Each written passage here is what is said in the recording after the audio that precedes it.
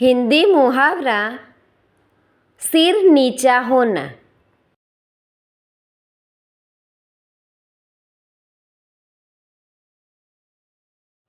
सिर नीचा होना अर्थ लज्जित होना और पराजित होना।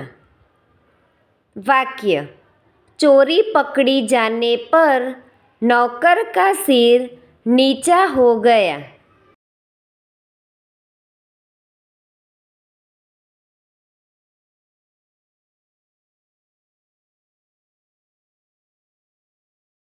Thank you friends. Please like, share and subscribe.